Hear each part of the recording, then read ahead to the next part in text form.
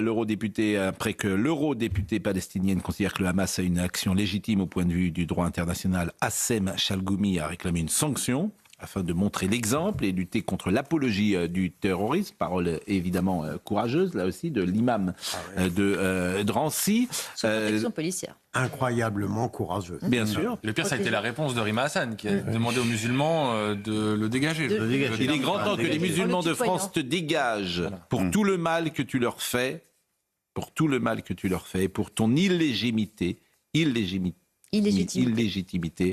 à les représenter. Le terme dégagé est suffisamment bien sûr, couvert dans le flou juridique, on peut tout y mettre. Mais ça prouve quand même que les musulmans sont pas... Enfin, il y a plusieurs courants dans la société française et chez les musulmans. Il y a des gens qui sont très pro-Hamas et il y a des musulmans qui ne le sont pas du tout.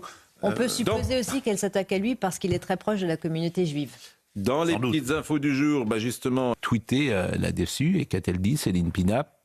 Une femme voilée est une éternelle mineure qui n'aura jamais accès à l'âge adulte, en ce qu'elle est inférieure aux hommes, a-t-elle rapporté. Elle est sur votre position, c'est dans le Figaro. On est dans une période où les chrétiens se font massacrer en Orient, sous les mots d'ordre des islamistes, et où l'Europe professe un discours biaise sur l'écuménisme qui nie toutes les violences qui sont en train de se passer, a-t-elle déclaré au Figaro. Et puis une autre séquence que je voulais vous montrer, c'est Benoît Payan, qui est le maire de Marseille, qui est allé parler effectivement aux musulmans. Mais je crois que, je ne sais plus qui le disait sur ce plateau, je crois que c'était monsieur Alizio, il y a 300 000. Oui, selon le vice-président du Conseil régional du culte musulman PACA, en 2020, il disait 300 000 personnes de confession musulmane à Marseille sur moins de 900 000 habitants. Forcément. Bien sûr,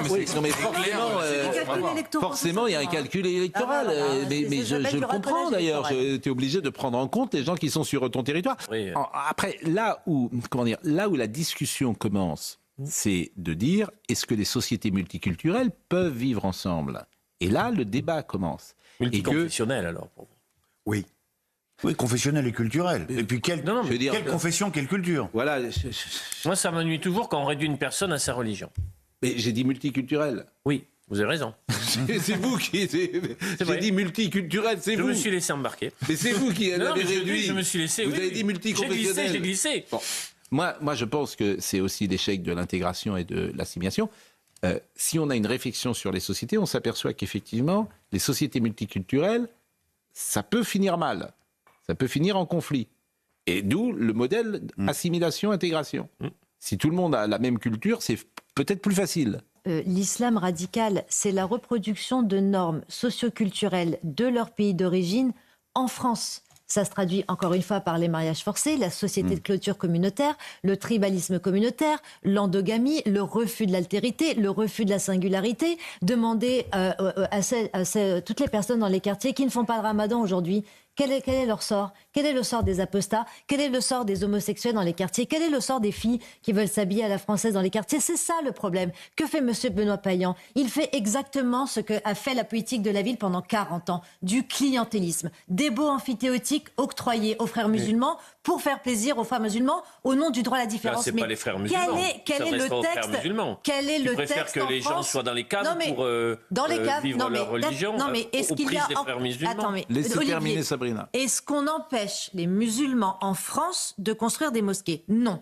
Est-ce qu'on empêche aux musulmans en France de prier ? Non. La France, elle offre le droit, heureusement, à toutes les croyances de pouvoir s'exprimer et à tous les cultes de pouvoir être pratiqués. Au nom précisément de l'égalité des cultes et de la laïcité. Oui. La laïcité, c'est ça également. Moi, ce que je reproche à ce politique, c'est de faire le jeu de cette fameuse politique de la ville qui ne fait que diviser au lieu de rassembler. Et c'est pas parce qu'on drague cet électorat pour des raisons politiques qu'on arrivera justement à assimiler. Bien au contraire, on désintègre.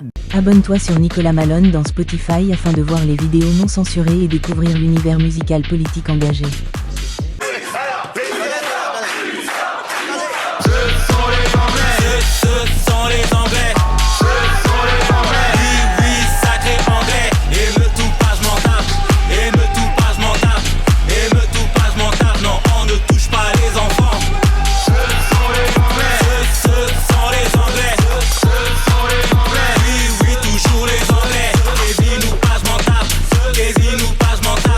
Kevin nous passe mon table.